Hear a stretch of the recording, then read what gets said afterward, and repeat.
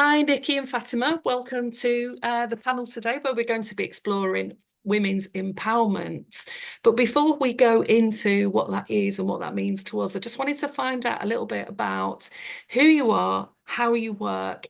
And I know towards the end of the session today, we're going to be exploring some key tips that we'll be sharing with people, and then some things that they can follow on up on about offers or any work that you can do with them.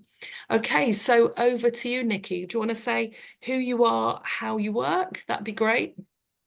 Hi everyone, I am Nikki St. Paul, mind, body and breath coach, and I am the founder of Breathing Mindful Coaching. So what I do is I take my expertise as a life coach, a breath coach, a mindfulness meditation teacher, and I provide a really holistic um, service for the women that work with me, because our mind and our body are not separate entities, they are connected. And I really do believe that that's the way that we should be working to really strengthen that connection. So who do I work with? I work with always on female founders, always on women in business. Many of them are mums, they are grandparents, they are aunties, all of that. And I support them to really tackle always onitis. Now, always onitis is a real thing. Look it up. It's the person who doesn't know how to pause, doesn't know how to stop. And I was that person.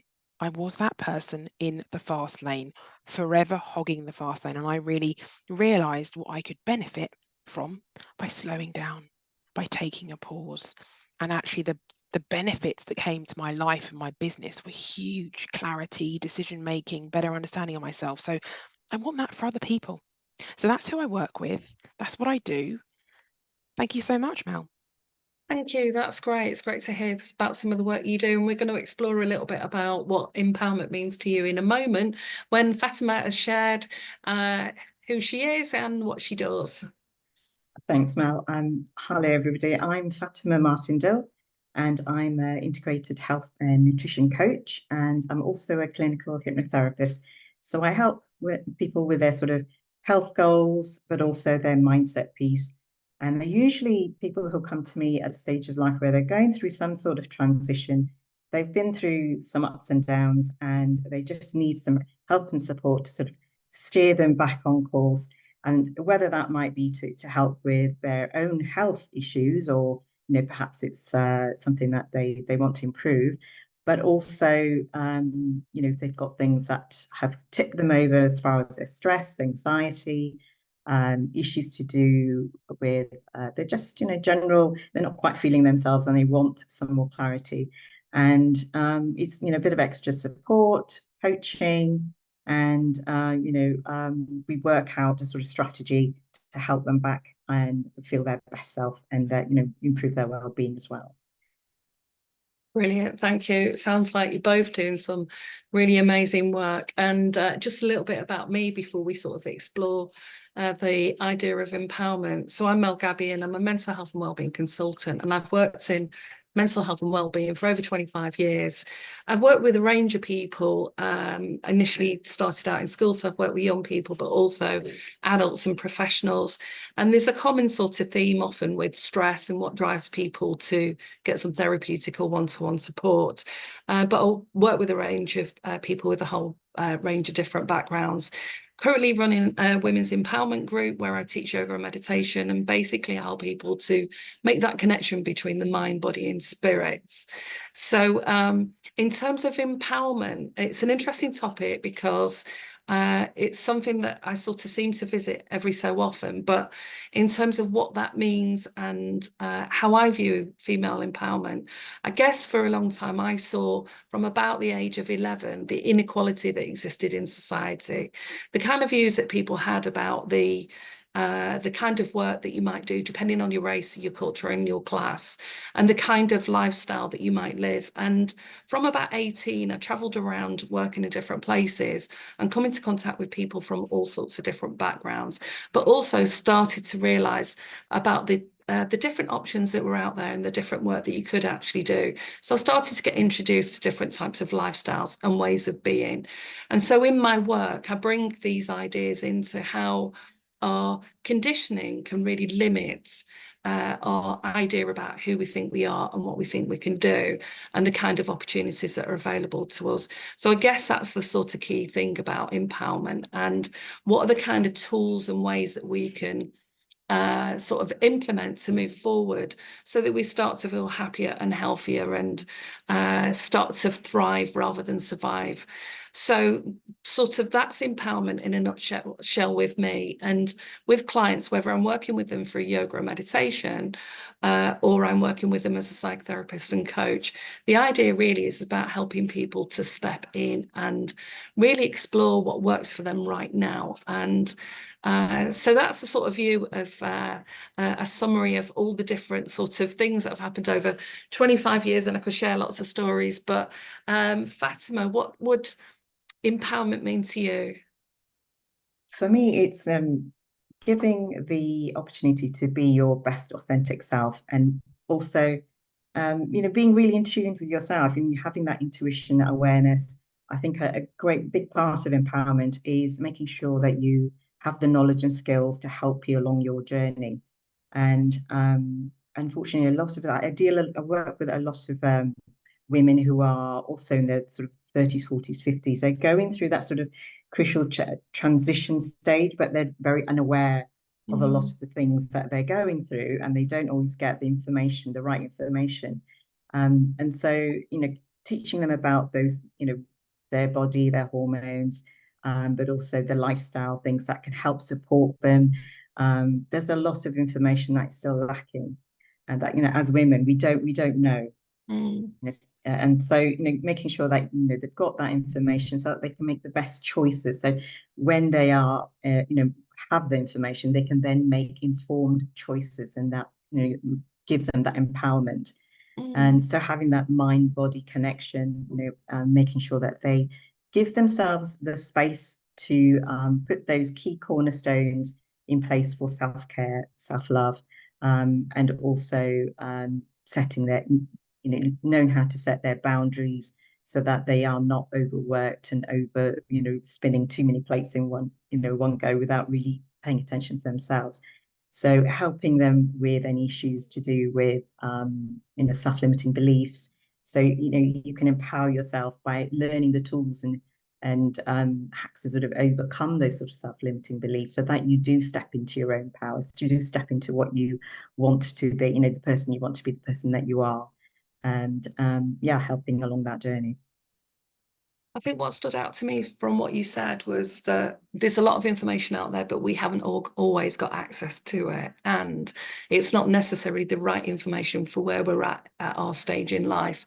And so in a way, you're helping them slow that down and really have a look at what they might need right now, so they can feel more empowered. Yeah, it's sort of making sure that they're getting what they need for themselves, rather than trying to filter out. There's so much information out there, and it's conflicting, and we do get a little bit, rabbit in headlights. We don't know, do I do this? Do I do that? So it's kind of filtering all that noise out, and then you tapping into the values of the individual person. What it's very, our values are very different, person to person. So, identifying what are your particular values, what resonates with you, and then building, a strong foundation from there. Yeah, it's interesting that you say that, because in a lot of psychotherapy and psychology work is when people really tap into their own innate values, that in itself is empowering, when people realize what's actually important to them and can help them cut out the dross and leave some things to one side and really then decide what to focus on. And that in itself, that process can be incredibly empowering. Yeah. You could save years, in the desert. And that's you understand, what sort of floats your boat, what resonates with you. It can help in a great deal. Yeah. So Nikki, over to you. In terms of empowerment, what does that mean to you and the work that you do? I think it's a lot about knowing who you are, and getting to know yourself being a huge part of being able to then feel empowered to stand within that. And I think linking to the work that I do around breath work as well, knowing that we have this innate internal ability to change how we feel by changing the way that we breathe. That is empowerment, knowing that we can change the speed, the pace of our breathing, and it can ultimately change the way that we feel.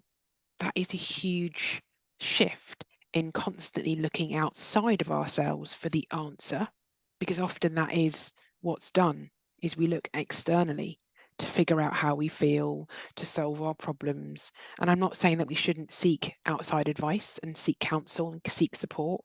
Otherwise, all the jobs that we're all doing, we're wanting people to seek that support. But I'm wanting that to come from a place of empowerment and not from a place of long-term dependency. And so what the work that I do is support people to tap into their internal tools, their internal toolkit, the power that they have within, whether that's their intuition, their inner knowing, their breathing, their ability to focus on the now, their ability to know themselves and know what is and is not for them, what they will and will not do. That to me is empowerment. And I think to finish off is being able to answer the question with confidence. What do I want? What do I need? How do I feel? That's empowerment. Because before, those were questions that I would have found really hard to answer. Somebody asking me how I felt and what did I want, what was important. But to be able to answer that and feel absolutely comfortable with the answer is a wonderful space to be, because we can speak up for ourselves. So it's about recognizing that the focus can be external and on everything else that's going on around, and helping people really connect with something. So it's almost like an implicit assumption there that there is something that they do or are that is empowering. But with that space and being able to slow down that focus, you can help them figure out what that is, so it's unique to them. Yeah, I think it's getting still enough to know who you are, to know what matters most, to know what you're good at, what you love, and to know that you've got tools within you to cope with life when it lifes, because lifes, like that's the thing. And we have the ability to change how we respond by changing how we feel. I think the question that's come to mind with both of you then, what then happens if we don't become more empowered? Then we become quite reactive to the environment around us. Yeah. Definitely reactivity, definitely a lot of pretzeling. It's not, I don't know if that's a real term, but it's a term I use. We often sort of bend and shape shift into all different directions to suit other people. And ultimately, I think then we're sapped of this ability to have joy in our lives, because we're not doing ultimately what we're put on this earth to do, which can change over time. So to me, it's like we've got one moment, and it's this moment now. We have no other moment. We're not promised any of those moments in the future, but we've got now. And so ultimately, if we're not empowered to be ourselves and make our own mind up about what's best for us, then like, who is? Interesting you use the word pretzel, because in terms of the mind, body and spirit connection, is you can actually see sometimes the physiology of people. When when you're not feeling empowered, you can be you're hunched over, contracted, hunched over, and you can even see the sort of submissive element sometimes in relationships, and it does have an effect when you start to work on both those angles. Have you seen anything in your work, Fatima, as well, about what the kind of thing that you see or hear when someone's not empowered? I think there's a lot of underlying fear that comes with behavior. I find that a lot, clients quite often they pick up sort of habits that are sort of damaging to them, and they pick those habits up because they're either running away from or trying to avoid certain things that haven't either, whether it's trauma in the past or whether it's some stress in the present or fear of the future.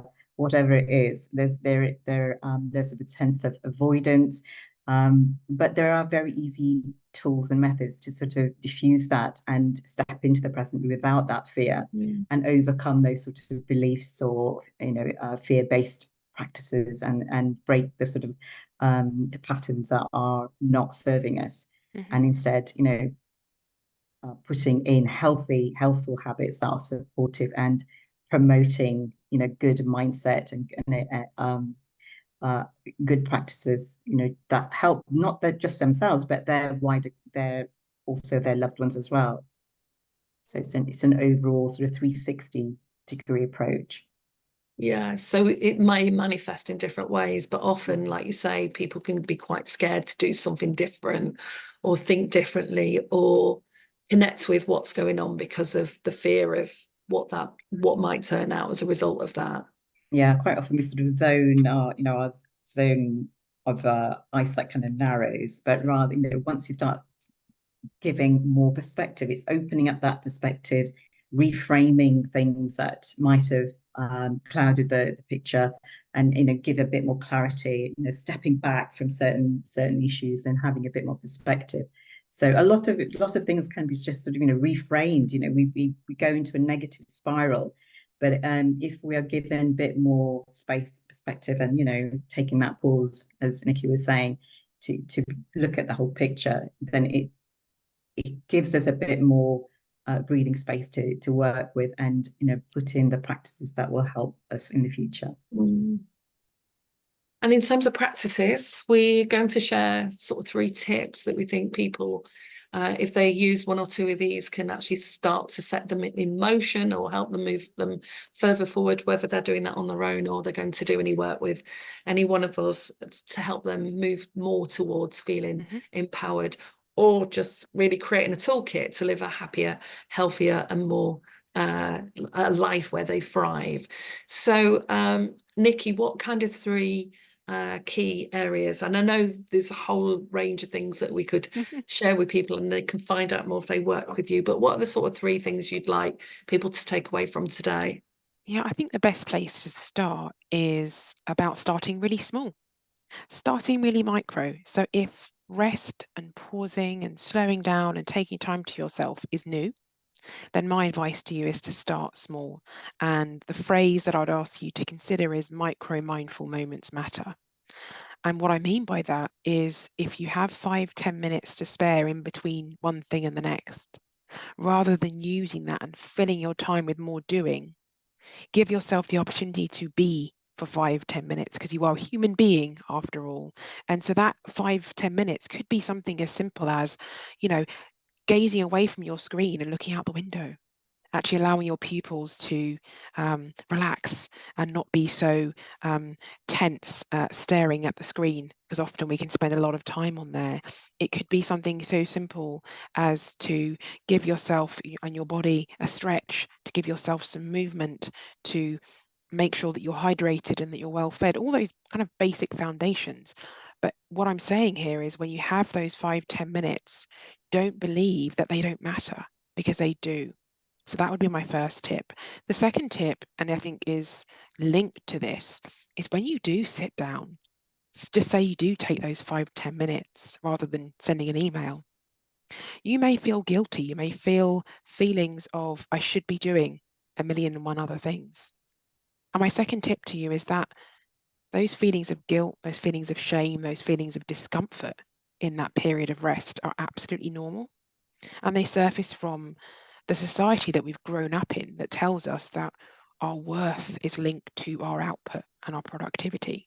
And so it's almost just to say, allow yourself not to feel like it's your fault for feeling these feelings of guilt, and to persist through them, to rest anyway. That's the thing, despite that feelings. And over time, you'll realize the benefits that come from it, the clearer thinking, the relaxation, the ability to make better decisions, to think more clearly. And then you'll realize actually these feelings are worth persevering for what I get on the other side. I think the third and the final tip is, some people will say, I don't know where to begin. I don't know where to start. I don't know what rest even looks like beyond sleeping and napping. And the first thing to say is that rest is so much more than having a nap and watching Netflix. And it can be those things, but there are 7 different ways that you could rest.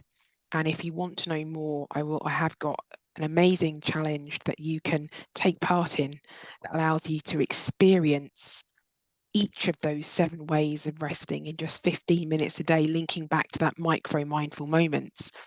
And I think one of the things to really end with there is that I'm trying to remember what I was going to say. Just bear with me a minute. Is that rest is it's a skill. It's a skill to be practiced. And the best way to get better at resting is to start doing it and figuring out what works for you. And my phrase to live by is tools, not rules. Like there are so many people that will say, do this, do that, and don't do the other. And that may work for them, but it's about figuring out the different things that work for you and not being hamstrung by having to fit a certain type. Tools, not rules. So thanks so much for your question. What struck out for me was really to help people move out of overwhelm and in a state of flux is those micro moments and realizing that it is small steps. It's becoming aware of the small steps that they can take can really be quite profound and powerful. And also all the things that can get in the way. It's really evident if you teach yoga, people sitting still and do meditation and mindfulness, how many people struggle to do that because it's often where the emotions can come up, it can scare us, and those things can go on. So it's great to get people to really slow down and think about all of those moments that they can have actually add up every day. And that's it. It is the cumulative, spot on, Mel. The cumulative like effect, that snowball effect towards developing better habits and lifestyle. So thank you, Nikki. Over to you, Fatima. What would you share with everyone? I agree with that. I've definitely encouraged people to just take a pause and spend some time really getting to know themselves. What are their values, what resonates with them, and think about some practices where which boundaries are you protecting, which boundaries are being compromised, and spending some time and looking at how you can improve those. If there's any breaches in your wall or whatever, you want to be able to make sure that you repair. Take some time to repair those and put some practices in that will help you with that. So along with this, self-care is one word, but it's got so many branches. The mindfulness, the meditation, the yoga, exercise, walking in nature, having the support, of network around you. There's so many things that feed in the rest and, relaxation, repair, all of that feed into it. But it's important to get to know yourself a bit more, get your values that are important to you, highlight those, and, surround yourself with the people that support those values, and promote and understand and encourage those as well. So it's, reducing that toxicity that is sort of seeping into our lives. But once we are more aware of what resonates with us and what's important, we can then recognize the red flags and, protect do the boundary setting that we need. So it is about intuition, boundary setting, self-awareness, and that self-awareness includes sort of knowledge and empowering yourself with the knowledge to help you along that journey, whether that's to do with your health. If you want to improve your health, there's a lot of information out there, but also, making sure that you filter out what is relevant to you and getting the appropriate sort of services to support that, professionally as well. Yeah, I think what stood out from what you said is that sometimes people don't realize what is really important, and they can get caught in the unimportant right now, especially if they're really busy. And then it's harder to see where they begin and end, and somebody else begins and end, and those situations that can creep in and prevent people from doing things that actually make them feel good, a long soak in the bath at the end of the day, saying to the kids, I'm going to be 10 minutes and mum's going to have some time out. These, again, like what Nikki was saying, these steps that we take towards just starting to carve something out, even if it's not clear at the beginning. That's right. But it starts with an awareness of your habits. You quite often fall into, we're not even aware of this. We're out in front of the fridge getting a snack, we're not really hungry. We're not asking ourselves, is it because there's something I need, or do I feel upset, angry, lonely? Is there emotion behind what I'm doing, or is it because I am actually hungry? There's a lot of habits that we do subconsciously. So it is taking a moment to find out what our habits are, being aware of that, and Yeah. improving. Yeah. So it sounds as though, Fatima, that you might have a check sheet or a booklet that people could contact you and find out more about things to be aware of that they might not be aware at the moment, that robs them of the capacity to put in those boundaries and practice some self-care that can ultimately lead them to carving out something that works for them much better. Well, I do have a lot of tips on my Instagram handle, which is the Health Reframe. So they can always go on there. There's a lot of very, very useful, tips and information that they can scroll through and pick up, things that resonate with them, because there's so much information out there. And it's really picking up what is resonating with you and not just taking on board everything. Yeah, exactly. So in terms of tips that I've had, I think as we've talked in the past, I've overseen RAN services where what I noticed over the years is that people can sometimes wait until they're in crises before they actually ask for help. And in a proportion of those cases, people might have had an inkling that they needed to go and talk to somebody and sort out what they were thinking and feeling about different situations they were in. So the first thing would be, don't wait until you're in a crisis, and try and pay attention to those nudges or those feelings and inklings you get that maybe it would be good to come and talk to somebody like yourselves to try and unravel some things. And in the therapy terms, schools, we often talk about how we borrow other people's brains when ours doesn't feel like it's functioning that well. The other aspect is, if you are in crisis, you've got to prioritize. You've got to decide right now what is important so that you can get yourself back into balance and not feel like you're a spinning top. And then the other one is if you're in the process of starting to make changes and moving forward and you don't know where to start, doing a life review and having a look at what's worked, what isn't working, and then start to focus on what's working and what lights you up can be an instant way of generating some good feelings. And that can be, listening to music makes you feel good, starting a 5-minute in the morning yoga practice, starting those moments in the day, like what Nikki was saying, 5 minutes here, 5 minutes there. I do half an hour most afternoons of doing mindfulness because my brain just stops powering and I can't focus anymore. And I've noticed how useful that is. And then work through some of the key things that maybe you want to put in place and take in those small steps.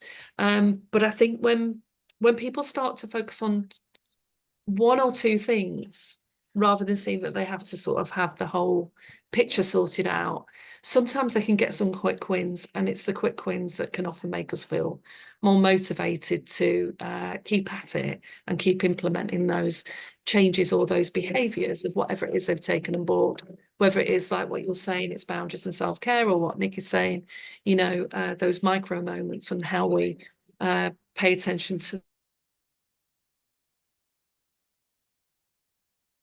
Oh, we've Before lost we said, sorry, I'd not nudged that by accident. Before we end the session today, is there anything, final words that you want to share before we close down? Nikki, you were nodding. Yeah, thank you for that opportunity, because there's always something that you want to add. But I think the final words around rest is sometimes we've been taught that we need to earn it, that it's luxurious, that it's idle if we rest. These are false narratives that are not serving us. They're not helping us deal with the exhaustion and overwhelm. So my final words to you is that rest is our human right. It's our divine right, and we do not need to earn it. And once we practice it and schedule it in small moments, we'll find that we find it easier to take more and more time. Thanks, Nikki. Fatima, anything final that you want to share? Well, as a hypnotherapist, I can tell you that we are not what we think. True. So we can be quite often mistaken in what, how we see ourselves, because we've convinced ourselves that's what, the way it is. So it is a case of, widening your perspective and, reframing things. There's always a reframe that can be beneficial rather than, detrimental. So it's, looking at that perspective and reframing into a more positive mindset. Yeah, definitely. That's great. So thanks, Nikki. Thanks, Fatima. And look forward to working with you next time. Thank you. It's a pleasure. Thank you. Thanks, Fatima. Thank you. Thanks, Mel. Thank I'll just you. stop Bye, Mel. recording. Thank you.